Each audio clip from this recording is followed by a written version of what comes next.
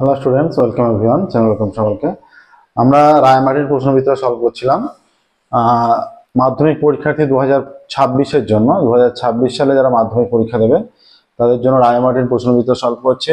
ম্যাথামেটিক্সের model question paper 7 solve করবো আজকে। Model question paper 7 solve করা শুরু করবো একের দাগের থেকে। একের দাগে, দুইয়ের দাগে, তিনের দাগে, চারের দাগে এই যে শর্ট কোশ্চেন আছে, শর্ট কোশ্চেনগুলো খুবই গুরুত্বপূর্ণ। আজকে আমরা সেগুলো সলভ করবো। একের দাগের থেকে শুরু করছি। দেখো, একের দাগে বলেছে প্রথমটা, এগুলো 6টা এমসিকিউ আছে। 6টা এমসিকিউ আমরা সলভ করছি। সঠিক উত্তরটা নির্বাচন করো। বলছে একের দাগের একেরটা, কোনো মূলধন 20 বছরে 4 গুণ হচ্ছে। এই যে একের দাগের একেরটা, কোনো মূলধন 20 বছরে 4 গুণ হলে বার্ষিক সরল সুদের হার হবে। তাহলে একটা মূলধন পি মনে করো টাকাটা, তাহলে এটা এই পি টাকার 4 বছরের সুদ কত? পি ইন্টু এটা PRT বাই 100। এখানে সরল সুদের হারটাই চেয়েছে, আমরা সেটা আর ধরে নিচ্ছি। PRT টি কত? টি বলছে কত বছরে 4 গুণ হচ্ছে? PRT হচ্ছে 20 বছরে। PRT by 100 is equal to 4 গুণ 4P। PRT by 100 is equal to এইটা হচ্ছে। এবার এখানে PP আমরা কেটে দিচ্ছি, 4 গুণ মানে 4P হবে। তাহলে এইটা কেটে কত হয়ে যাচ্ছে? 5 কুড়ি 100। তাহলে R/5 ইজ ইকুয়াল টু 4 হচ্ছে। তাহলে R ইজ ইকুয়াল টু 20 হচ্ছে। তাহলে সুদের হার 20%। সুদের হার হয়ে যাচ্ছে 20%। আচ্ছা, না 20 বছরে 4 গুণ, 20 বছরে 4 গুণ বলেছে। তাহলে ডি 20 বছরে 4 গুণ হলে সরল সুদের হার কোনো, আচ্ছা মূলধনটা এখানে বিষয়টা একটু অন্যরকম। যে বলেছে 20 বছরে 4 গুণ হচ্ছে, তাহলে সুদটা কত? ওটা সুদে আসলে 4 গুণ হয়ে যাচ্ছে। সুদ আসলে 4 গুণ, তাহলে সুদটা কত? ধরি পি আসল, তাহলে সুদ আসলে হয়ে যাচ্ছে 4P। সুদ আসলে 4P, তাহলে এই যে সুদ কত হচ্ছে? সুদ হয়ে যাচ্ছে 4P মাইনাস P, 3P হয়ে যাচ্ছে। এইটা সুদ হয়ে যাচ্ছে, সুদ হয়ে যাচ্ছে। সুদ আসলে 4 গুণ 4P, তাহলে সুদ কত হয়ে যাচ্ছে? সুদ হচ্ছে 4P মাইনাস P, 3P। তাহলে এই যে 3Pটা এবার সরল সুদের সূত্র দুভাবে সুদ পাচ্ছি, সেটাকে সমান করে দিচ্ছি। PRT বাই 100, P ইন্টু আর সুদের হার ধরে নিচ্ছি, T হচ্ছে 20 বছরে বাই 100। P কেটে দিচ্ছি, এই যে 5 হয়ে যাচ্ছে, 20 আর 100 কাটলে। তাহলে R ইজ ইকুয়াল টু 3 5 15, সুদের হার 15%। ঠিক আছে, সুদের হার হয়ে যাচ্ছে 15%। অপশন ডি আছে 15%। একের দাগের অপশন ডি 15%। দুইয়েরটা বলছে x প্রপোর্শনাল টু y হলে y এবং 5x is equal two 3y, তাহলে ভেদ ধ্রুবকের মান। তাহলে x প্রপোর্শনাল টু y এবং 5x is equal two 3y। তাহলে x প্রপোর্শনাল টু যেহেতু y, তাহলে আমরা 5টা ওদিকে নিয়ে গেলে x is equal two 3/5y হয়ে যাবে। তাহলে এই প্রপোর্শনাল থেকে যখন সমান হয়, তাহলে এইটা ইজ ইকুয়াল টু ky। কে যদি অশূন্য ভেদ ধ্রুবক হয়, এইটাকে আর এইটাকে তুলনা করলে আমরা কে এর মান পাচ্ছি, যেটা ধ্রুবক পদ, সেটা হচ্ছে 3/5। তাই তো, 3/5 হচ্ছে ধ্রুবক। তাহলে এখানটা বলছে ভেদ ধ্রুবকের মান, ধ্রুবকের মান অপশন ডি 3/5। অপশন ডি হয়ে যাচ্ছে 3/5, 3/5, 3টা। ত্রিভুজ এবিসি সমবাহু ত্রিভুজের পরিকেন্দ্র ও। ত্রিভুজ এবিসি একটি সমবাহু ত্রিভুজ যার পরিকেন্দ্র ও। এই যে সমবাহু ত্রিভুজ যার 3টে বাহু সমান হয়, এটা কেন্দ্র পরিকেন্দ্র ও হয়ে যায়। ঠিক আছে, তার মানে পরিকেন্দ্র মানে কি? পরিবৃত্তের কেন্দ্র, তাই তো। পরিকেন্দ্র মানে হচ্ছে পরিবৃত্তের কেন্দ্র। আচ্ছা, এবার বিওসি বলেছে পরিকেন্দ্র ও হলে বিওসি এর মান কত হবে? যদি এ বি সি হয়ে যায়, তাহলে এই বিওসি এর মান চাইছে। এই যে প্রত্যেকটা একটা সমবাহু ত্রিভুজের প্রত্যেকটা কোণ কত হয়? সমবাহু ত্রিভুজের 3টে বাহু সমান, যেহেতু সমবাহু ত্রিভুজের 3টে বাহু সমান, তাহলে 3টে কোণের সমষ্টি 180, 3টে কোণ সমান হবে 60 ডিগ্রি করে। তাহলে এই কোণের মান হয়ে যাচ্ছে 60 ডিগ্রি। তাহলে এই যে বিসি বৃত্তচাপের সাপেক্ষে এইটা বৃত্তস্থ কোণ, এটা কেন্দ্রস্থ কোণ। কেন্দ্রস্থ কোণ কি হয়? বৃত্তস্থ কোণের দ্বিগুণ হয়ে যায়। কেন্দ্রস্থ কোণ বৃত্তস্থ কোণের দ্বিগুণ। তাহলে এটা 60 হলে এটা হয়ে যাচ্ছে 120 ডিগ্রি। তাহলে বিওসি এর মান 120 ডিগ্রি। এখানে হয়ে যাচ্ছে পরিকেন্দ্র ও বিওসি এর মান হবে ড্যাশ। তাহলে বিওসি এর মান হবে অপশন বি 120 ডিগ্রি। চারেরটা। আচ্ছা, চারেরটা কি বলেছে, cot A into cot B is equal two tan 45। cot A cot B tan 45। এগুলো জাস্ট 1 নম্বরের কোশ্চেন, এটা উত্তর লিখে দিলেই হবে। হ্যাঁ, ঠিকঠাক দাগ নাম্বার দিয়ে উত্তর লিখলেই হবে। cot A cot B tan 45 cos A plus B এর মান চেয়েছে। এটা cot A into cot B is equal two tan 45। তাহলে cot A বাই এটা cot মানে এটা tan হয়ে যাবে, tan B হয়ে যাবে, tan 45 মান 1। তাহলে এটা অতএব cot A is equal to এটা tan B হয়ে গেল, বা এটা cot A is equal two tan B মানে কত, এটাকে আমরা ঘুরিয়ে লিখতে পারি cot 90 minus B। cot 90 minus theta tan theta. তাহলে উভয় দিক থেকে যদি cot সরিয়ে দিই আমরা, A is equal to 90 degree minus B। Beta এদিকে এলে A plus B is equal to 90 degree হয়ে যাচ্ছে। তাহলে cos A প্লাস B এর মান কত, cos A প্লাস B, তার মানে cos 90। cos 90 এর মান 0 হয়ে যায়। ঠিক আছে, এটা কোন অপশনটা হচ্ছে, অপশন A 0। অপশন A 0 হয়ে যাচ্ছে। 5এরটা 5 6। আচ্ছা, 5এর হয়ে যাচ্ছে, একটি লম্ববৃত্তাকার শঙ্কুর ব্যাসার্ধের দৈর্ঘ্য অপরিবর্তিত রেখে উচ্চতা দ্বিগুণ করলে শঙ্কুটির আয়তন বৃদ্ধি পাবে। একটি লম্ববৃত্তাকার শঙ্কুর ব্যাসার্ধের দৈর্ঘ্য অপরিবর্তিত রেখে উচ্চতা দ্বিগুণ করলে, একটা শঙ্কু, এটা মনে একটা শঙ্কু, তাহলে ব্যাসার্ধ আমরা r ধরছি, উচ্চতা h ধরছি, তখন শঙ্কুর আয়তন কত হচ্ছে, শঙ্কুর আয়তনের সূত্র হচ্ছে 1/3 পাই r স্কয়ার h। এইটা হচ্ছে শঙ্কুর আয়তনের সূত্র, এত ঘন একক। এবার ব্যাসার্ধ একই আছে, এক্ষেত্রে উচ্চতা দ্বিগুণ হয়ে গেছে মানে 2h, তখন আয়তন কত হচ্ছে 1/3 পাই r স্কয়ার 2h, এত ঘন একক। তার মানে 2/3 পাই r স্কয়ার h, এত ঘন একক হয়ে যাচ্ছে। তাহলে আগে এটা ছিল, এখন বৃদ্ধি পেয়ে এটা হয়ে যাচ্ছে। তাহলে কতটা বাড়লো, কত বাড়লো হচ্ছে 2/3 পাই r square h minus 1/3 pi r square h। তাহলে এই যে পাই r স্কয়ার h কমনে নিলে 2/3 minus 1/3 pi r square h, উভয় কিন্তু আয়তন ঘন একক। তাহলে এইটা 3 লসাগু, এই যে 3 লসাগু হচ্ছে 2 মাইনাস 1 1/3 ইজ ইকুয়াল টু হয়ে যাচ্ছে 1/3 পাই r স্কয়ার h। এতটা বাড়ছে। প্রাথমিক কত, এইটা, তাহলে এইটার উপর বাড়ছে 1/3 পাই r স্কয়ার h, এততে বাড়ে কত 1/3 পাই r স্কয়ার h, এততে বাড়ে এত, একে কত, একে হয়ে যাচ্ছে 1/3 pi r square h by 1/3 pi r square h। আর 100 কত, 100 হয়ে যাচ্ছে বেড়ে, 100 হয়ে যাচ্ছে, 100 হয়ে যাচ্ছে বেড়ে, এই যে এখানে হচ্ছে 1/3 pi r square h into 100 by 1/3 pi r square h। এইটা কেটে গেল 100, তাহলে 100% হয়ে যাচ্ছে। তাহলে এই যে শঙ্কু যেটা বলেছে সেই অনুযায়ী, তাহলে শঙ্কুর আয়তন বৃদ্ধি পাবে কত, 100%, উচ্চতা দ্বিগুণ করে দিলে। কোন অপশনে আছে, অপশন এ। অপশন এ হয়ে যাচ্ছে 100%। ঠিক আছে, নেক্সট, একটি চলকের তিনটির মান 4 5 এবং 7, তাদের পরিসংখ্যা দিয়ে দেওয়া আছে p-2 p+1 p-1 এবং যৌগিক গড় বলে দেওয়া আছে 5.4। p এর মান চাইছে। একটা চলকের মান 4 5 7, তাহলে এখানে শর্ত অনুসারে কি হয়ে যাবে, এই যে 4 মানটা কতবার আছে, 4 মানটা আছে p-2 বার আছে।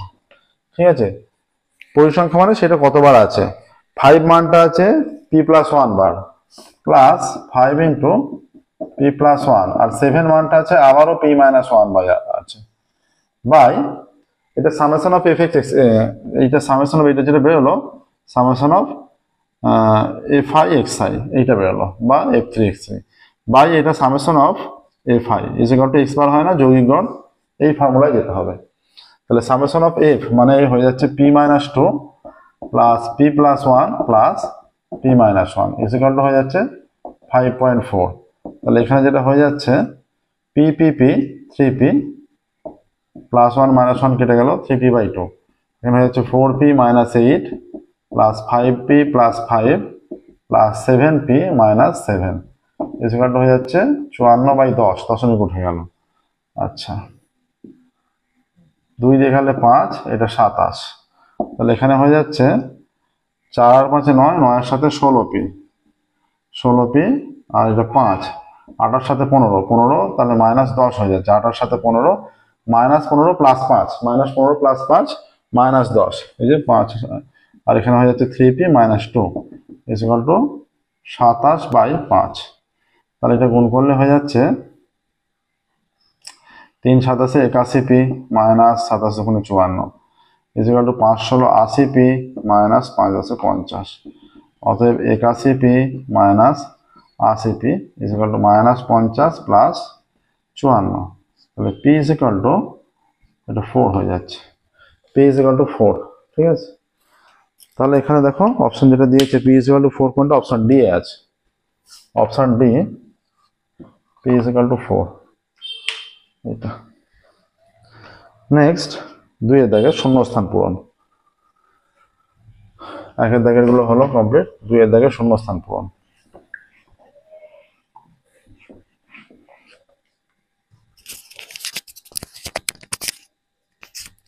শূন্যস্থান পূরণে বলছে বার্ষিক 9% সুদের হারে কিছু টাকার 1 বছরের চক্রবৃদ্ধি সুদ আর সরল সুদের অন্তর।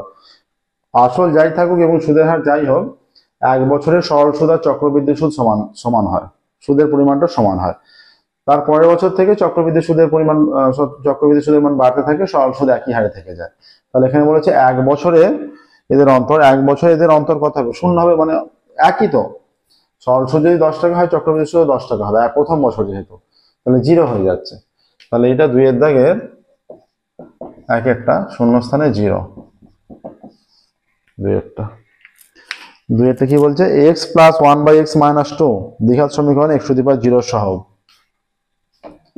x plus 1/x minus 2 equal to 0। তাহলে এটা হয়ে যাচ্ছে x লসাগু, এটা x square plus 1 minus 2x equal to 0। তাহলে হয়ে যাচ্ছে x square minus 2x plus 1 equal to 0। এই যে এটা x square minus 2x plus এটা 1 এর সঙ্গে 1 ইন্টু কিছু নেই মানে x to the power 0, x to the power 0 মানে 1। তাহলে x টু দি পাওয়ার 0 সহ কত, 1। এখানে কিছু নেই, x to the power 0 value 1, তারপরে ধ্রুবকটার সঙ্গে কিছু নেই মানে x টু দি পাওয়ার 0 আছে, ঠিক আছে। তাহলে x টু দি পাওয়ার 0 সহ হয়ে যাচ্ছে 1। 3 একটা। দুটি বৃত্ত পরস্পরকে অন্তঃস্পর্শ করলে এই একটা বৃত্ত, এই একটা বৃত্ত এখানে অন্তঃস্পর্শ করেছে, ও কেন্দ্র, এর কেন্দ্র ও, এর কেন্দ্র এ মনে করো, ঠিক আছে। তাহলে এইটা এর ব্যাসার্ধ হয়ে যাচ্ছে এইটা, আর এর ব্যাসার্ধ হয়ে যাচ্ছে এইটা, ঠিক আছে। আচ্ছা, কি বলেছে, বলেছে অন্তঃস্পর্শ করলে কেন্দ্রদ্বয়ের মধ্যে দূরত্ব হবে ব্যাসার্ধ দুটির, এই যে কেন্দ্রদ্বয়ের মধ্যে দূরত্ব, এইটা কতটা হবে, এইটা ব্যাসার্ধের, কেন্দ্রদ্বয়ের মধ্যে দূরত্ব হবে এই পুরোটার ব্যাসার্ধ থেকে ছোটটার ব্যাসার্ধ বিয়োগ করলে কেন্দ্রদ্বয়ের মধ্যে দূরত্ব বেরোবে অন্তঃস্পর্শের ক্ষেত্রে, ঠিক আছে। তাহলে এদের কেন্দ্রদ্বয়ের মধ্যে দূরত্ব হবে ব্যাসার্ধ দুটির অন্তর, মানে বড় ব্যাসার্ধ থেকে ছোট ব্যাসার্ধের বিয়োগফল, এটা বলতে হবে ব্যাসার্ধ দুটির অন্তর বা বিয়োগফল বললেও হবে। এটা হয়ে যাচ্ছে অন্তর। 4 কি বলছে, সাইন 3 থিটার সর্বোচ্চ মান। সাইন 3 থিটার সর্বোচ্চ মান কত, তোমাদের যে ছকটা, সেই ছকটা ত্রিকোণমিতির ছকটা নিশ্চয়ই তৈরি করেছো, সেখানে দেখবে ম্যাক্সিমাম মান 1 আছে। যে কোনো ত্রিকোণমিতির অপেক্ষক বা সাইন কসের ক্ষেত্রে সাইনের ম্যাক্সিমাম ভ্যালু হচ্ছে 1, মিনিমাম ভ্যালু -1। সাইনের ম্যাক্সিমাম ভ্যালু 1, মিনিমাম ভ্যালু -1 এর বিষয়টা তোমাদের যদিও সিলেবাসের মধ্যে নেই এখন, ক্লাস 10 ধরো পরবর্তী ক্ষেত্রে আছে।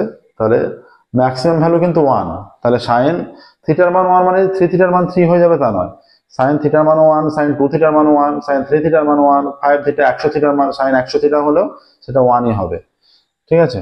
তাহলে সাইন 3 থিটার মান, এখানে সাইন 3 থিটা সর্বোচ্চ মান কত, সর্বোচ্চ মান 1ই হবে।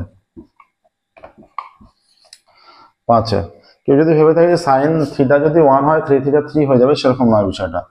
এই যে সাইন থিটা 1, এখানে সাইন 3 থিটা মানে হচ্ছে sine 3 into theta by 3, actually সেটা সাইন থিটা মানে এইটা হয়ে যাচ্ছে।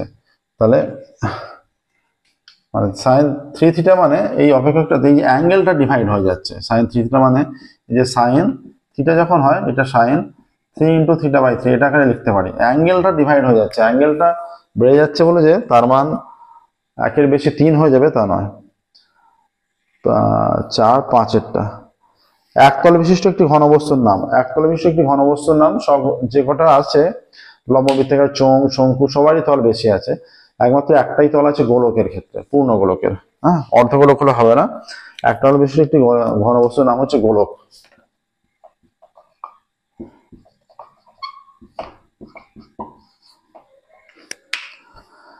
আচ্ছা, একটা তথ্য দেয়া আছে 15, 16, 17, 18। তথ্যটা আছে 15, 16, 17, 18, 17, 19। আচ্ছা, 15, 16, 17, 18, 17, 19, 15, 16, 17, 18, 17, 19, 15, 16, 17, 18, 17, 19, 17, 15, 10, 10, 17, 15, 10। তারপর মান কত আছে? তারপরে আছে 17, 16, 15, 16, 17, 16, 15, 16, 18, 11। কটা মান এখানে বলেছে সংখ্যাগুলির? 1, 2, 3, 4, 5, 6, 7, 8, 9, 10, 11, 12, 13, 14, 15, 16, 16টা মান। এই 16টা মানের এখানে মান দিচ্ছে 1, 2, 3, 4, 5, 6, 7, 8, 9, 10, 11, 12, 13, 14, 15, 16 সংখ্যাগুরু মান চেয়েছে। সংখ্যাগুরু মানে যে সংখ্যাটা সবচেয়ে বেশি বার আছে সেটাই সংখ্যাগুরু মান, যে সংখ্যাটা সবচেয়ে বেশি বার আছে। তাহলে আমরা ছোট থেকে বড় সাজিয়ে নিই।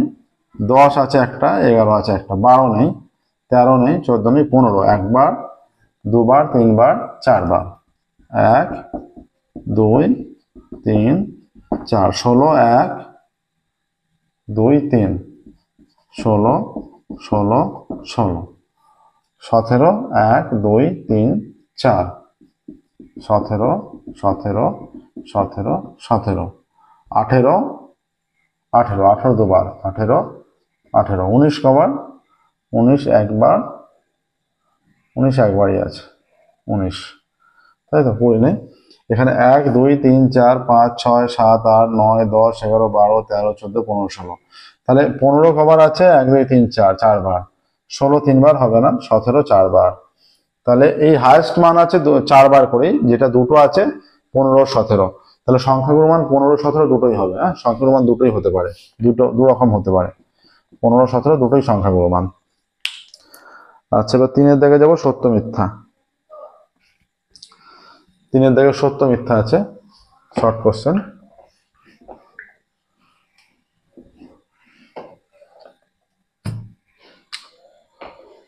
তিনের দাগের এক একটা। 3-এর দাগের 1-এর ABC একটি যৌথ কারবারে লগ্নিকৃত মূলধনের অনুপাত 4:3:2। মূলধনের অনুপাত বলেছে 4:3:2। তাহলে যদি সময়ের ব্যবধান না থাকে, আলাদা আলাদা সময়ের জন্য নিয়োগ না হয়ে থাকে, তাহলে এই যে মূলধনের অনুপাতই লাভ্যাংশ বণ্টিত হয়। আচ্ছা, লগ্নিকৃত মূলধনের অনুপাত এত, তাহলে তাদের লাভের অনুপাত হবে 3:6:10, এটা বলা আছে। আদার্স কিছু কন্ডিশন না থাকলে এটা ইস্টু হবে, ইকুয়াল টু নয়, কমা নয়, 3:6:10। আদার্স কিছু কন্ডিশন উল্লেখ নেই, অথচ মূলধন অনুপাতের সঙ্গে লাভের অনুপাতের মিল নেই, তাহলে এই তথ্যটা ঠিক নয়, ভুল, মিথ্যা। 2-এর কি বলেছে? 2-এর বলা আছে এখানে √3 + √5 + √3 এর মান √6 + √2 এর চেয়ে বড়। তাহলে √5 + √3, √5 + √3 এর বর্গ করলে কত হচ্ছে? √5 তার স্কয়ার প্লাস 2 × √5 × √3 প্লাস √3 তার স্কয়ার। এটা হয়ে যাচ্ছে 5 + 2 √15 প্লাস 3 হয়ে যাচ্ছে 8 + 2 √15। আচ্ছা, এখানে বাকিটা দেওয়া আছে যেটা √6 + √2, এটা √6 + √2 দুটো, এইটার বর্গ করলে কত হবে? √6 তার স্কয়ার প্লাস 2 × √6 × √2 প্লাস √2 তার স্কয়ার। √6 এর স্কয়ার 6 প্লাস 2 √12 প্লাস 2, তাহলে হয়ে যাচ্ছে 8 + 2 √12। এইখানে 8, এখানেও 8, এখানে 2 × 2 √15, 2 √12। তাহলে কোনটা বড়? এই যে √15 বড় না √12 বড়? √15 বড় অবশ্যই, √15 > √12। এটা বড়, তার মানে যেহেতু এই মানটা বড় তাহলে √5, এখানে যেহেতু এই মানটা বড় তাহলে √5 প্লাস √3, এটা তো এই আসছে এইটার বর্গ থেকে, গ্রেটার দ্যান √6 প্লাস √2, √6 প্লাস √2। ঠিক আছে, তাহলে এখানে কি বলা আছে, √5 প্লাস √3 বড় হচ্ছে, কিন্তু এখানে বলা আছে √5 প্লাস √3 মান √5, হ্যাঁ এটাই বলা আছে, তার মানে যে তথ্য দেওয়া আছে সত্য।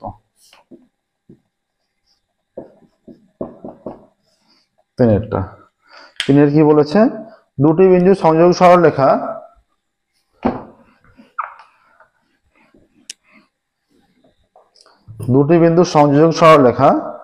তার একই পার্শ্বে অবস্থিত তার একই পার্শ্বে অপর দুটি বিন্দুতে সমান সম্মুখ কোণ উৎপন্ন করলে। আচ্ছা, এইটা মানে এই যে দুটি বিন্দু সংযোগ সরলরেখা, এটা যে সম্মুখ কোণ উৎপন্ন করছে আর এইটা যে সম্মুখ কোণ উৎপন্ন করছে, এরা সমান, এই দুটো মান সমান বলে তারা সমবৃত্ত। এটা সমান কখন হয়, একই বৃত্তাংশস্থ, এটা একটা উপপাদ্য আছে, একই বৃত্তাংশস্থ সকল বৃত্তস্থ কোণের মান সমান, এই যে উপপাদ্যটা, এটা ঠিকঠাক বৃত্ত হয়নি তবুও তার থিওরিটা কাজে লাগছে। একই বৃত্তাংশস্থ সকল বৃত্তস্থ কোণের মান সমান, এই যে এই এ বি সি ডি এই বৃত্তাংশস্থ এই কোণ কখন সমান হবে, যারা যখন একই বৃত্তাংশস্থ হয়, মানে তারা একটা বৃত্তের পরিধির উপর চারটে বিন্দু, তাই তো। আচ্ছা, তাহলে এটা বলেছে সম্মুখ কোণ তার সমবৃত্তস্থ হবে, বিন্দু চারটি সমবৃত্তস্থ, তার মানে এটা সত্য। চার কি হচ্ছে, একটি বর্গক্ষেত্রের প্রতিটি কোণের বৃত্তীয় মান পাই রেডিয়ান বাই 4। একটা বর্গক্ষেত্র প্রত্যেকটা কোণ 90 ডিগ্রি করে, তাহলে এই যে 90 ডিগ্রি আমরা জানি 180 degree is equal to pi radian, 1 degree is equal to pi radian by 180, আর প্রত্যেকটা কোণ 90 degree is equal to pi radian into 90 by 180 হয়ে যাচ্ছে, কেটে গেলে 2 চলে আসছে, হয়ে যাচ্ছে পাই রেডিয়ান বাই 2। ঠিক আছে, তাহলে এখানে বলেছে একটি বর্গক্ষেত্রের প্রতিটি কোণের বৃত্তীয় মান পাই রেডিয়ান বাই 4 বলেছে, কিন্তু আসছে পাই রেডিয়ান বাই 2, তাহলে যে তথ্যটা আসছে সেটা মিথ্যা বা ভুল। 5, 6, 5এরটা কি বলেছে, একটি নিরেট গোলকের ব্যাসার্ধ 3 গুণ করলে তার আয়তন পূর্বের 9 গুণ হবে। একটি নিরেট গোলকের ব্যাসার্ধ যদি আমরা r ধরি, তাহলে তখন গোলকের আয়তন কত, গোলকের ব্যাসার্ধ যদি r ধরি তখন গোলকের আয়তন হয়ে যায় 4/3 পাই r3।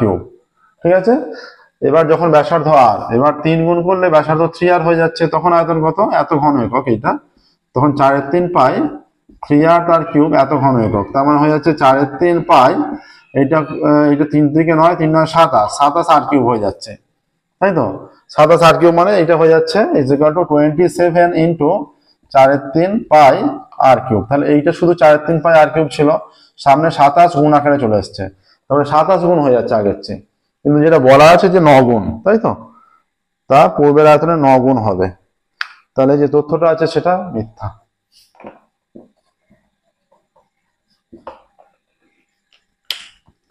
আচ্ছা, একটি মাত্র ওজাইব থেকে মধ্যমান নির্ণয় করা সম্ভব। দুটো ওজাইব থাকলে, আমরা ওজাইবের দেখেছো, দুটো ওজাইব থাকলে তো তাদের ছেদবিন্দু থেকে লম্ব অঙ্কন করলে মধ্যমা বেরিয়ে যায়, কিন্তু একটি মাত্র ওজাইব থেকেও নির্ণয় করা যায়, যে ক্রমযৌগিক পরিসংখ্যাটা থাকে সেখানে তার অর্ধেক করে সেখান থেকে যে বিন্দুটা হয় সেখান থেকে উভয় দিকে লম্ব অঙ্কন করে মধ্যমা নির্ণয় করা যায়। ঠিক আছে, তাহলে একটি মাত্র ওজাইব থেকেও আমাদের ক্ষেত্রে একটি মাত্র ওজাইব এখানে মধ্যমা নির্ণয় সম্ভব, এটাতে তথ্যটা দিয়েছে, সে তথ্যটা এখানে সত্য হয়ে যাবে, একটি মাত্র ওজাইব থেকেও মধ্যমা নির্ণয় করা সম্ভব, এই তথ্যটা সত্য। এবার দেখো 4-এর দাগে যাব, 4-এর দাগের 1-এরটা কি বলেছে, 1 নম্বর করে যে কটা ছিল সেগুলো কমপ্লিট হলো, এবার 2 নম্বর করে যেগুলো আছে সেগুলো সলভ করব।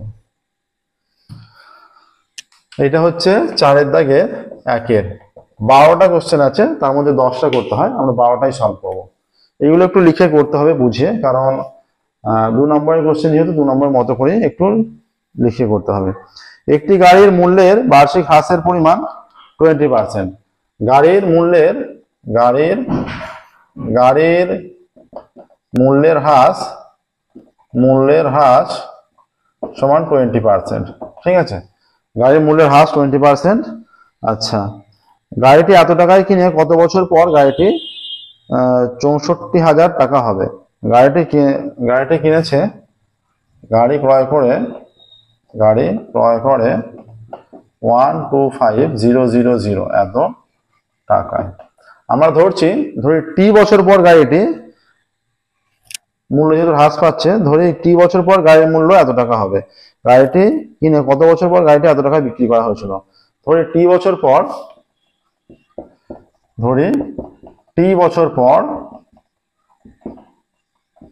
গাড়িটি 64000 এত টাকায় বিক্রি করা হয়েছিল।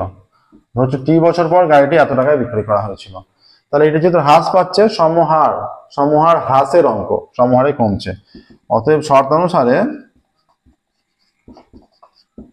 শর্তানুসারে এটা হচ্ছে সূত্র প্রয়োগ করছি, p ইন্টু 1 মাইনাস হয়ে যাবে 20/100, তারপরে t ইজ ইকুয়াল টু 64000।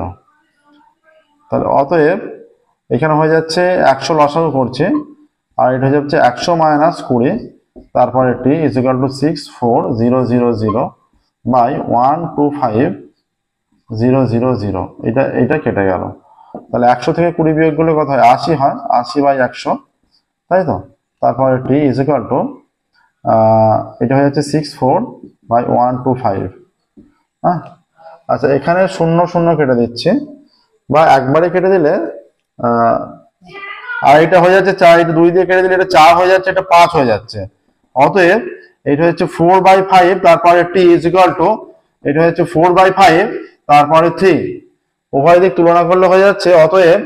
অতএব হয়ে যাচ্ছে এখানে t ইজ ইকুয়াল টু 3, তাই তো, t ইজ ইকুয়াল টু 3। অতএব এখান থেকে হয়ে যাচ্ছে যে 3 বছর পর গাড়ির মূল্য এত টাকা হবে। বলছে কত বছর পর গাড়ির মূল্য, গাড়িটা এত টাকায় বিক্রি করা হয়েছিল। অতএব 3 বছর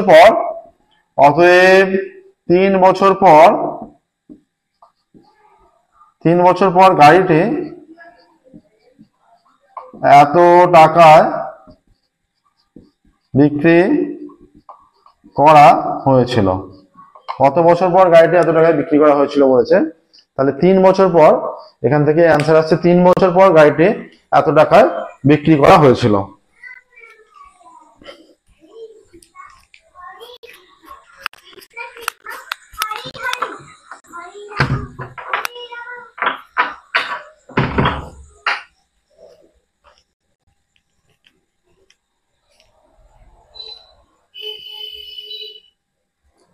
পরের কোশ্চেন, এটা 4-1 হলো, 4-2। 4-2 বলছে শতকরা বার্ষিক সুদের হার কত হলে কোনো টাকা 4 বছরের সুদ আসলে এত টাকা, এত অংশ হবে।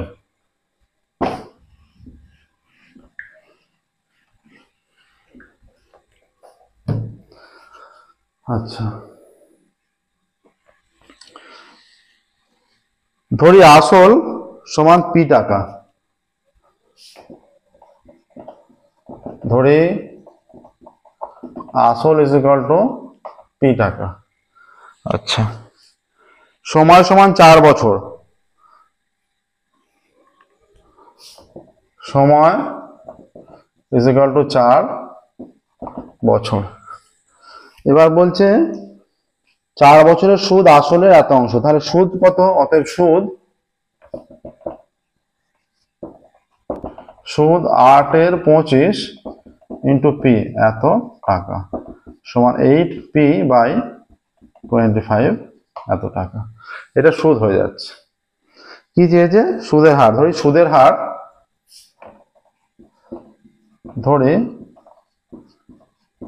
সুদের her is equal two r%। ঠিক আছে, অতএব শর্তানুসারে কি হবে?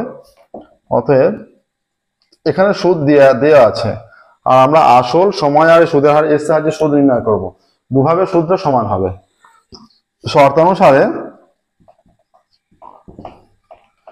শর্তানুসারে p into r into t মানে 4 বছর by 100 is equal two 8p/25। এই ডেটা কেটে দিলে 4 হচ্ছে, p কেটে দেওয়া হলো, 4 কেটে যাচ্ছে উপর নিচে। অতএব r is equal two 8। Answer লিখে দাও। অতএব সুদের হার 8% হয়ে গেল। একদম সহজ অঙ্ক। সুদের হার 8% হলো। এবার 3-এরটা।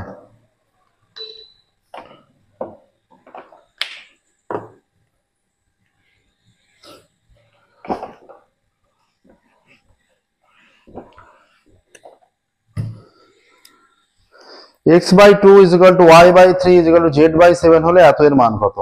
ধরছি, এখানে ধরে নিতে হবে, ধরি x/2 = y/3 = z/7 = k, k অশূন্য ধ্রুবক, ঠিক আছে। আর ভেদের অঙ্ক হলে এটা হবে অশূন্য ভেদ ধ্রুবক। অতএব এখানে হয়ে যাচ্ছে x/2 = k, অতএব x = 2k, y/3 = k, y = 3k, z/7 = k, অতএব z = 7k, ঠিক আছে। এইটা এবার কার মান চাইছে? 2x - 3y + 4z, 2x - 3y + 4z by 2x - 3y + 4z by 2y এর মান চাইছে। আচ্ছা, 2 × x এর মান 2k মাইনাস 3 × y এর মান 3k প্লাস 4 × z এর মান 7k বাই 2 × y এর মান 3k is equal to 6k। এটা হয়ে যাচ্ছে 4k minus 9k plus 28k। এখানে হয়ে যাচ্ছে is equal to 24 আর 4 28k minus 9k by 6k। 28 থেকে 9 বিয়োগ করলে এটা 19 হয়ে যাচ্ছে, 19k, তাই তো, বাই 6k, কে কেটে দিলে 19/6 স্টেটমেন্ট হয়ে যাবে যে এত মানে এইটা, এত এর মান 19/6, এটা স্টেটমেন্ট হবে যে এত এর মান 19/6। ক্যালকুলেশনটা একবার দেখে নিই। এইটা আছে 2x - 3y plus 4z by 2y, তাহলে x এর মান হয়ে যাচ্ছে 2k, y এর মান 3k, এবার z = 2/3 z/7 7k, তাহলে 2x - 3y plus 4z by 2y, তাহলে x এর মান 2k, y এর মান 3k আর z এর মান 7k, 4 × 7 = 28, 3 × 9, 2 × 4, ও 28 আর 4 32 হয়ে যাচ্ছে, তো এটা 32 হবে। এইখানটা যোগ হয়ে এইগুলো তাহলে চেঞ্জ হয়ে যাবে, এটা 28 আর 4 32, এটা হয়ে যাচ্ছে 32k is equal to 32 - 9 23 হয়ে যাচ্ছে, 23k বাই 6k, কে কেটে গেলে এটা হচ্ছে 23/6, অতএব k এর মান 23/6, k এর মান হয়ে যাচ্ছে 23/6, ঠিক আছে। স্টেটমেন্ট এটা হবে, k এর মান 23/6। নেক্সট দেখো এবার 4 এর দাগে, 3 এর দাগে হয়ে গেল।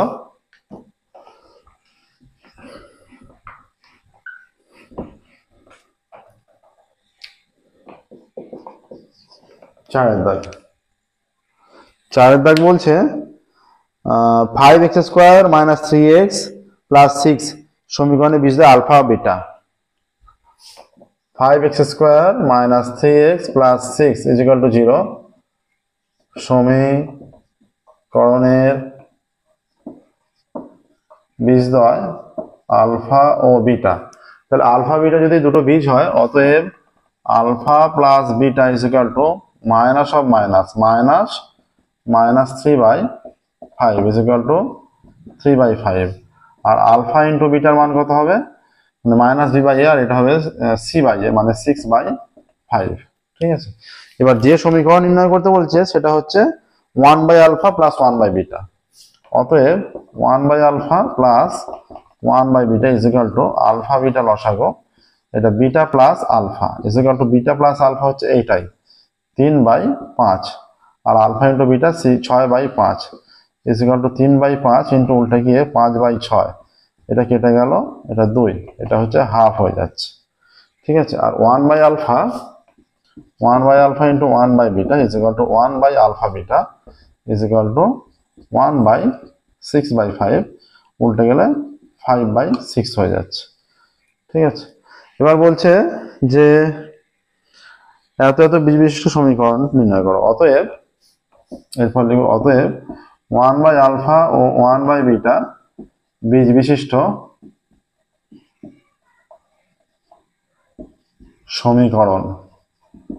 সমীকরণটি হবে x square minus 1/α plus 1/β x plus 1/α into 1/β, এটা তো কন্ডিশন।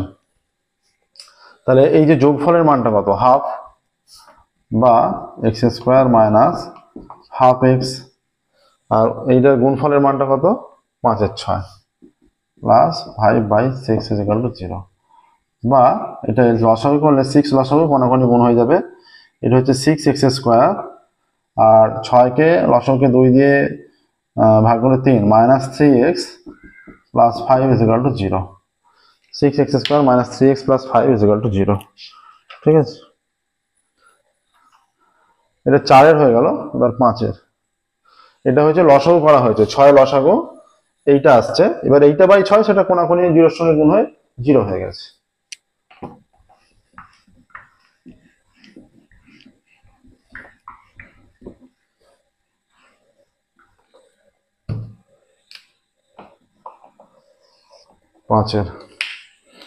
পাঁচের বলছে একটি বৃত্তে দুটি যা P Q O P R পরস্পর লম্ব, বৃত্তের ব্যাসার্ধ 8 সেমি।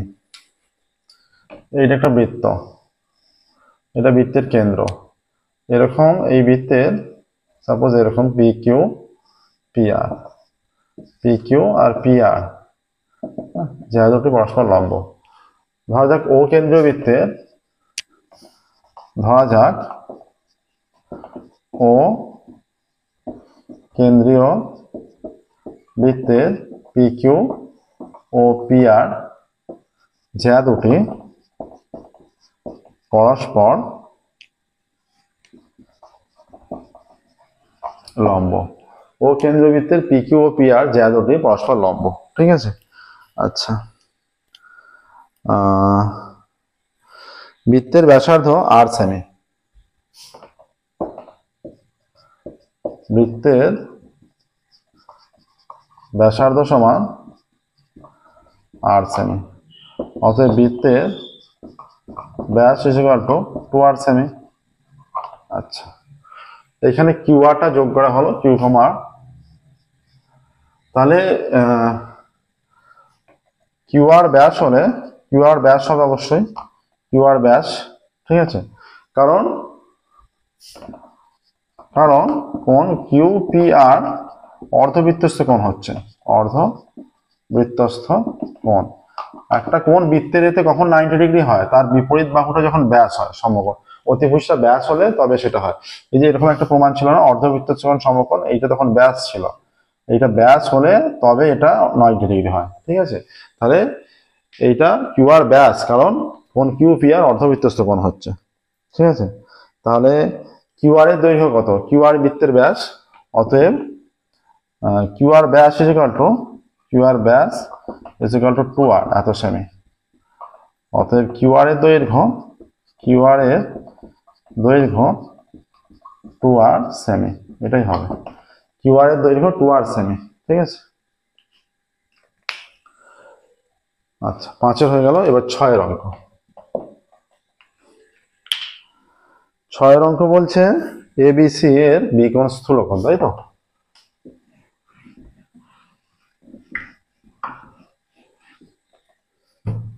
এবিসি এর বিকোণ স্থূলকোণ, ত্রিভুজ এবিসি এর পরিকেন্দ্র ও,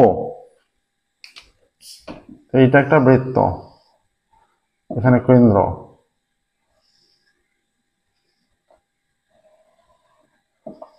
এ, আচ্ছা এইটা বিকোণ হবে এ বি সি, ত্রিভুজ এবিসি এর বিকোণ স্থূলকোণ।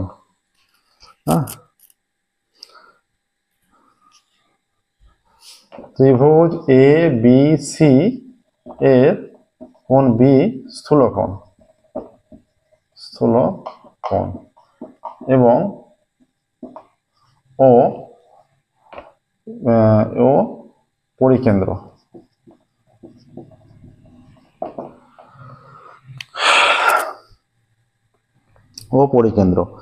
প্রদত্ত কোণ এওসি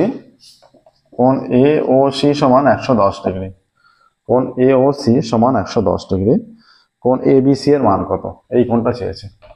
আচ্ছা, এখানে পরিকেন্দ্রটা কেন বাইরে, একটা ত্রিভুজের যখন ত্রিভুজটা সমকোণী ত্রিভুজ হয়, তখন ত্রিভুজটা সমকোণী ত্রিভুজ হলে তার পরিকেন্দ্রটা ব্যাসের ওপর থাকে, পরিকেন্দ্রটা অতিভুজের ওপর থাকে। একটা ত্রিভুজ সমকোণী ত্রিভুজ হলে তার পরিকেন্দ্র অতিভুজের ওপর থাকে। সমকোণী ত্রিভুজ থেকে যখন একটু বেশি হয়ে একটা কোণ স্থূলকোণ হয়ে যাচ্ছে, তখন সেই পরিকেন্দ্রটা ত্রিভুজের বাইরে বেরিয়ে যায়। এখানেও সেরকম হয়েছে যে যেহেতু বিকোণ স্থূলকোণ, তাই পরিকেন্দ্রটা ত্রিভুজের বাইরে।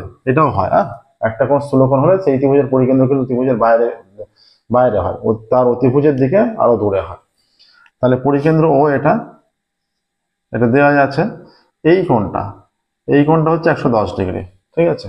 যদি এখানে পি হয়, অতএব প্রবৃদ্ধ এওসি কত তাহলে? শুধু এওসি 110, প্রবৃদ্ধ AOC is equal to 360 minus 110 is equal to 250। অতএব এ পি বি বৃত্তচাপের ওপর বৃত্তচাপে বৃত্তস্থ কোণ, এখানে কেন্দ্রস্থ কোণ কত? কেন্দ্রস্থ কোণ প্রবৃদ্ধ এওসি এবং বৃত্তস্থ কোণ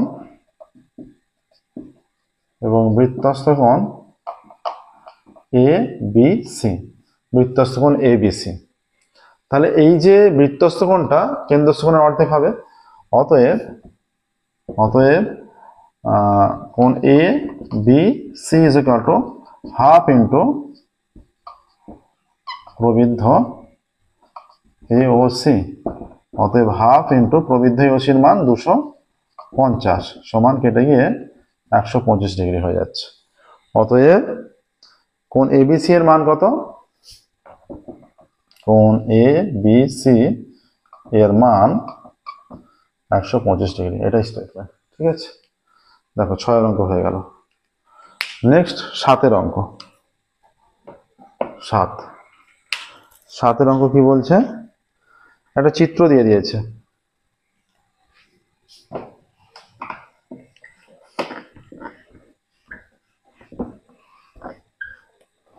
একটা চিত্র দেওয়া আছে, সেখানে বলছে ও কেন্দ্র ওপিটি, এখানে ও কেন্দ্র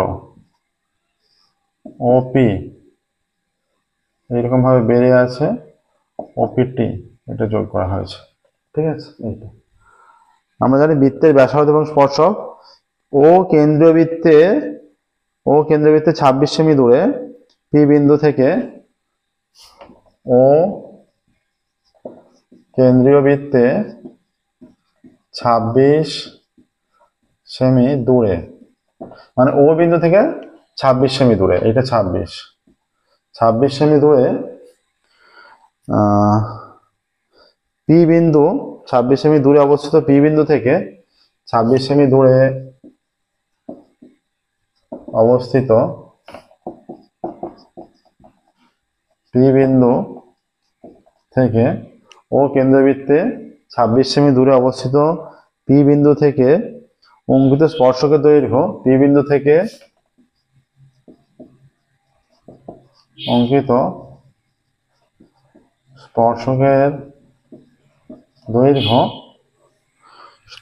দৈর্ঘ্য 10 সেমি।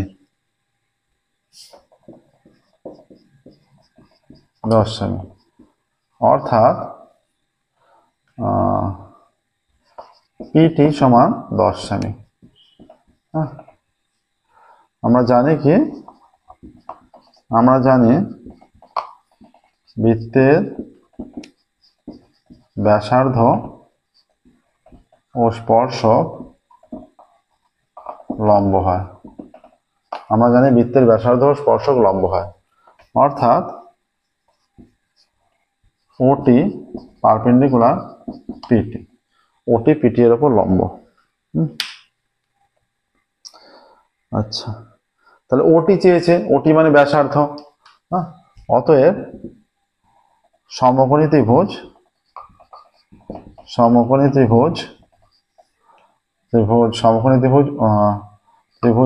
ও পিটি থেকে পাই, বা ত্রিভুজ এও সমকোণী ত্রিভুজ থেকে পাই বললেও হতো। সমকোণী ত্রিভুজ থেকে কি পাচ্ছে? এই যে এইটা 90 ডিগ্রি, এটা 90 ডিগ্রি, বৃত্তের ব্যাসার্ধ স্পর্শক 90 ডিগ্রি কোণ উৎপন্ন করে। তাহলে এই যে ওটি স্কোয়ার মানে লম্ব স্কোয়ার প্লাস ভূমি হচ্ছে PT square is equal to OP square. OT কত? ওটিটা আমাদের বের করতে হবে, তাই তো। ওটি স্কোয়ার প্লাস পিটি বলা আছে 10, 10 স্কোয়ার ইজ ইকুয়াল টু ওপি কত, ওপি হয়ে যাচ্ছে 26। হ্যাঁ, অতএব ওটি square is equal two 26 square হয়ে যাচ্ছে 676 মাইনাস 100। অতএব ওটি স্কোয়ার ইজ ইকুয়াল টু 576। অতএব OT is equal to root করলে plus minus root over of 576, এখানে পজিটিভটাই গ্রাহ্য। অতএব ওটি ইজ ইকুয়াল টু 24। অতএব বৃত্তের ব্যাসার্ধ 24 সেমি, বৃত্তের ব্যাসার্ধ 24 সেমি।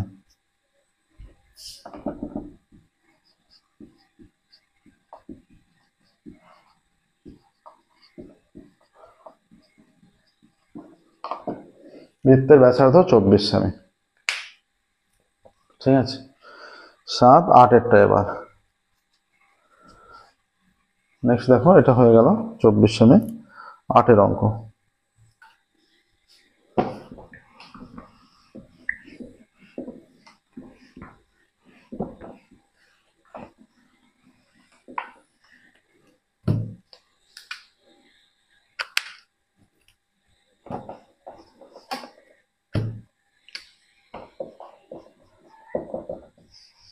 ও এটা 4 দাগের, 4 দাগটা দেওয়া হয়নি, 4 দাগের 8 এবার x cos θ is equal to 2 দেওয়া আছে, x cos θ is equal to 2, ঠিক আছে বলেছে। আর 4 tan θ is equal to y থেকে থিটা প্রণয়ন করতে, আর 4 tan θ is equal to y, x cos θ is equal to 4 tan θ is equal to y। তাহলে এখানে cos θ সমান কত পাচ্ছি, cos θ is equal to 2/x। তাহলে আর এখানে tan θ is equal to y/4, তাই তো। আচ্ছা, cos θ সমান এইটা হলে cos এর অনন্য কত, sec, cos এর অনন্য sec θ। অতএব sec θ is equal to, এটা উল্টে যাবে, x/4 হয়ে যাবে। আচ্ছা, অতএব sec স্কয়ার θ কত, sec স্কয়ার θ মানে এই যে x/4 তার square is equal to x²/16। আর অতএব tan θ তার square is equal to y/4 তার স্কয়ার। অতএব tan square θ is equal to y²/16। আচ্ছা, আমরা কি জানি, আমরা জানি sec square θ minus tan square θ is equal to 1, ঠিক আছে। তাহলে sec θ মান হচ্ছে এইটা। অতএব x²/16 মাইনাস, ধারে দুটো পুট করে দিলে না, x², ও এটা তো 2, এখানে তো 4 হবে না, 2 হবে,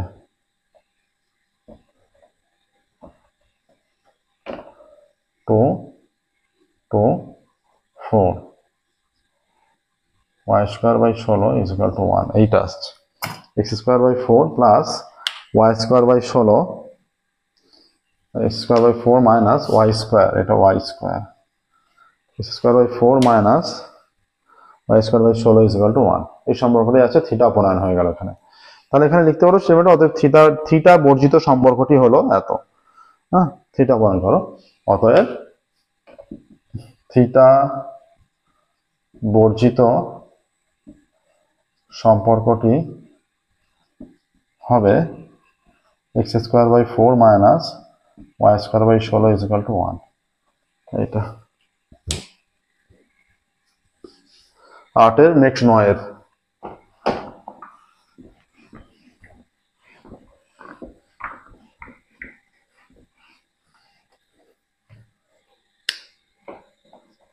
4 দাগে 9 কি বলছে, cos θ into cosec θ/2 1,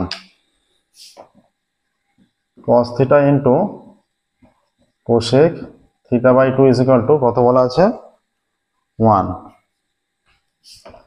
তাহলে কি চেয়েছে, cos square θ plus cosec square θ/2 এর মান। আচ্ছা, অতএব তাহলে cos θ বাই, এটা নিচে চলে এলে cosec মানে 1/sin, sin θ/2 is equal to 1। এবার যদি আমি কোণাকুণি গুণ করে নিই, cos θ is equal to, এটা হয়ে যাচ্ছে sin θ/2। অতএব cos θ is equal to, sin মানে আমরা লিখতে পারি এটাকে cos 90 মাইনাস থিটা বাই 2। তাহলে এখানে থিটা কস তুলে দিলে উভয় দিক দিয়ে, theta is equal to 90 minus theta by 2। অতএব theta plus theta by 2 is equal to 90 degree হয়ে যাচ্ছে, বা 2 লসাগু 2 theta plus theta is equal to 90 degree. হ্যাঁ, অতএব 3 theta by 2 is equal to 90 degree, বা theta is equal to 90 degree into 2/3। এটা কেটে গিয়ে 30 হচ্ছে, এটা কেটে গেলে 30 ডিগ্রি হবে। আর অতএব theta is equal two 30 into এটা 30 ইন্টু 2 60 ডিগ্রি। ঠিক আছে, এরকম হচ্ছে। এবার কি বলেছে, cos square theta plus cos square theta by 2 এর মান। অতএব cos square theta plus cos square theta by 2 is equal to, এটা হচ্ছে cos square 60 degree plus cos square, এটা 60 ডিগ্রি বাই 2, তাই তো? 60 একবার লিখছি আমরা 60 ডিগ্রি বাই 2 মানে, আচ্ছা 60 degree by 2 is equal to, এটা হয়ে যাচ্ছে cos 60 তার হোল স্কয়ার প্লাস এটা হয়ে যাচ্ছে একবারে cosec 60 বাই 2 30 তার হোল স্কয়ার। cos 60 এর মান কত, হাফ তার square plus cosec 60 sin cosec 30 sin 30 এর মান হচ্ছে হাফ, তার মানে এইটা হয়ে যাবে তার অর্ণক, হাফের অর্ণক 2। এটা হচ্ছে 1 4 প্লাস 2 স্কয়ার 4, 4 লসাগু 1 প্লাস 4 4 16 ইজ ইকুয়াল টু 17/4, 4 পূর্ণ 1 4 হয়ে যাচ্ছে। অতএব উত্তর হয়ে যাবে cos square theta plus cosec square theta by 2 এর মান 4 পূর্ণ 1 4। cos square theta plus cosec square theta by 2 এর মান cos square theta plus cosec square theta by 2 এর মান 4 পূর্ণ 1 4। 9 হলো 10 এর।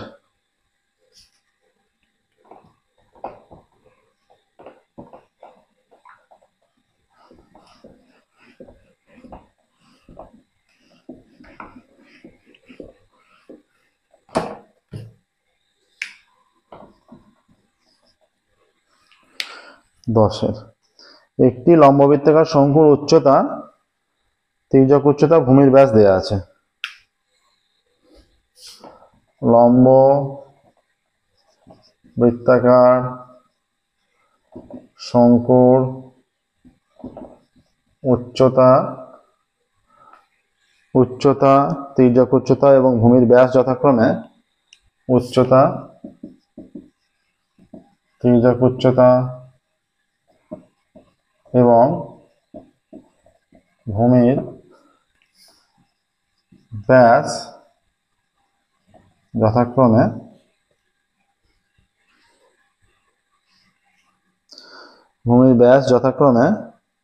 HLD, HLD আগে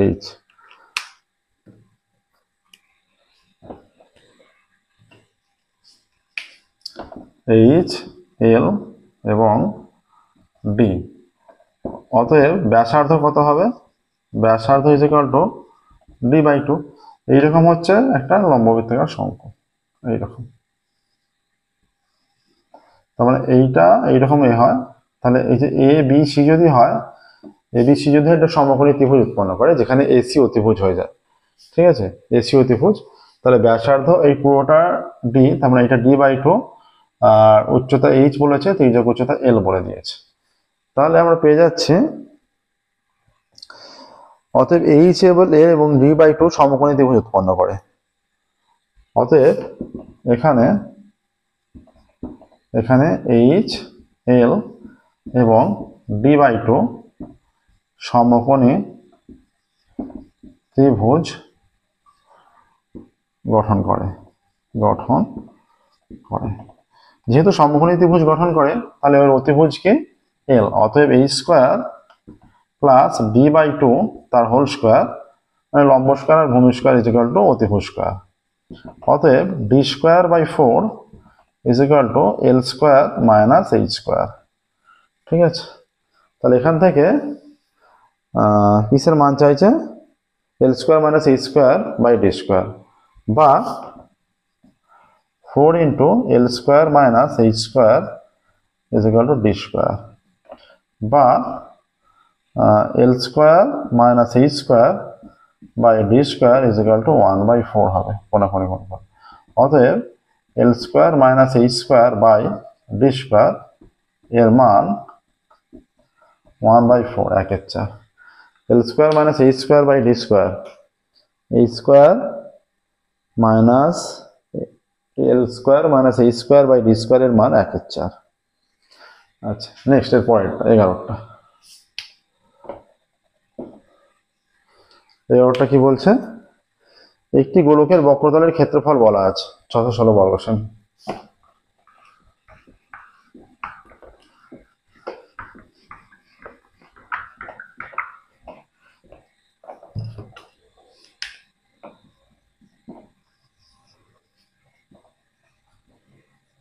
গোলকের বক্রতলের ক্ষেত্রফল সমান 616 বর্গ সেমি। ঠিক আছে, ধরি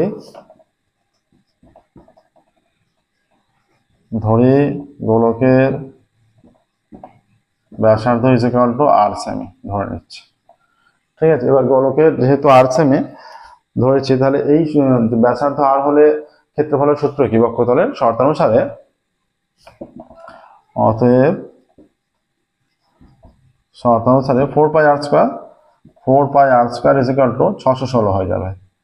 অতএব 4 into 22 7 into r square is equal two 616। অতএব r square is equal two 616 into 1 এর 4 ইন্টু 7 এর 22 হয়ে যাচ্ছে। 11 দিয়ে কাটলে 11 দুগুণে 22, 11 দিয়ে কাটলে 5 11 55, আর 6 6 11 66, আবারও 2 দিয়ে কাটলে 28, 4 দিয়ে কাটলে 4 7 28। তাহলে r square is equal to, এটা হচ্ছে 7 স্কোয়ার, অতএব r ইজ ইকুয়াল টু হয়ে যাচ্ছে 7। ঠিক আছে, তাহলে তার কি চেয়েছে? আচ্ছা, ব্যাসার্ধ চেয়েছে। অতএব গোলকের ব্যাসার্ধ 7 সেমি। অতএব গোলকের ব্যাসার্ধ সমান 7 সেমি, এটাই আনসার। ঠিক আছে, এবারটা হলো নেক্সট 12টা। 12টা করলেই আমাদের 4 দাগের অঙ্ক কমপ্লিট হবে। 1 2 3 4 4টে দাগের হয়ে যাবে। এটা একদম সহজ অঙ্ক দিয়েছিল। এবার বলছে 1 2 3 4 সংখ্যাগুলির পরিসংখ্যা যথাক্রমে 1 2 3 4, 1 2 3 4 5 সংখ্যাগুলির পরিসংখ্যা যথাক্রমে 5 সংখ্যাগুলির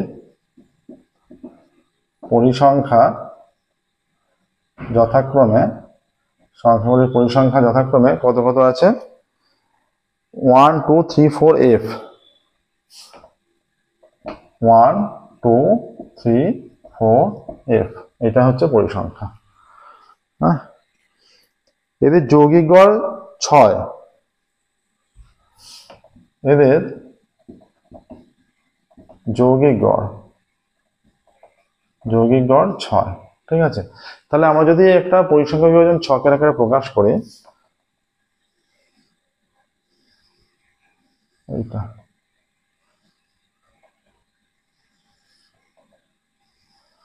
এখানে থাকো সংখ্যাগুলি, এখানে সংখ্যা, এটা হয়ে যাচ্ছে xi, আর পরিসংখ্যা সেটা হচ্ছে fi। আচ্ছা, এখানে লেখো এটা fi xi। এখানে আছে 1 আছে, 2 আছে, 3 আছে, 4 আছে, 5 আছে। এখানে আছে 1 আছে, 2 আছে, 3 আছে, 4 আছে, আর f আছে। এটা হয়ে যাচ্ছে 1 2 দুগুণে 4, 3 3 9, 4 4 16, আর 5f। Summation of fi is equal to হয়ে যাচ্ছে 4 আর 3 7 আর 2 9 10, 10 plus f। Summation of fi xi is equal to 16 আর 9 25, 25 আর 5 30, 30 প্লাস 5f। অতএব যৌগিক গড় x bar is equal to summation of fi xi by summation of fi সমান 30 plus 5f by 10 plus f। এটা এক্স বার হচ্ছে যৌগিক গড়। আবার যৌগিক গড় বলা আছে 6, অতএব শর্তানুসারে এটাকে দুটোকে সমান করে দেবো। একটা আমাদের যৌগিক গড় বেরোচ্ছে আর একটা যৌগিক গড় বলা আছে। তাহলে শর্তানুসারে 30 plus 5f by 10 plus f equal to 6 হবে। হ্যাঁ, কোনাকুনি গুণ করলে এটা আসছে এটা 60 plus 6f equal to 5f plus 30। অতএব 6f মাইনাস এফটাকে বাঁ দিকে আনলে এটা 30 মাইনাস 60। অতএব f is equal two minus 30। এইটা f is equal two minus 30। তাহলে কি চেয়েছিল এখানে? এখানে চেয়েছিল f এর মান। অতএব স্টেটমেন্ট লিখবে f এর মান মাইনাস 30। এটাই উত্তর লিখবে। উত্তরটা অবশ্যই লিখবে যে f এর মান মাইনাস 30। ঠিক আছে, f এর মান মাইনাস 30। দেখো এর সাথে সাথে আমাদের 1, 2, 3, 4 মডেল কোশ্চেন পেপার 7 এর 563 পাতায় রায়মার্টিন প্রশ্নবিদ্যার মডেল কোশ্চেন পেপার 7 এর ম্যাথের 1, 2, 3, 4 চারটে দাগের কোশ্চেন কমপ্লিট হলো। ঠিক আছে, 1, 2, 3, 4 চারটে দাগের। আজকের ক্লাস আমরা এখানেই স্টপ করবো। ফিরে পরবর্তী ক্লাসে এবং 5 এর দাগ থেকে সলভ করবো। 5 এর দাগ থেকে সলভ করা শুরু করবো। প্রত্যেকটা মডেল কোশ্চেন পেপারের সম্পূর্ণ সলিউশন আমরা করে দিচ্ছি, শুধুমাত্র 9, 10, 11 তিনটে দাগের বাদ দিয়ে। ঠিক আছে, তো 25টা মডেল কোশ্চেন পেপার আছে, 25টা মডেল কোশ্চেন পেপারই আমরা সলভ করবো। আজকের মতো এখানেই স্টপ করছি। Thank you very much everyone.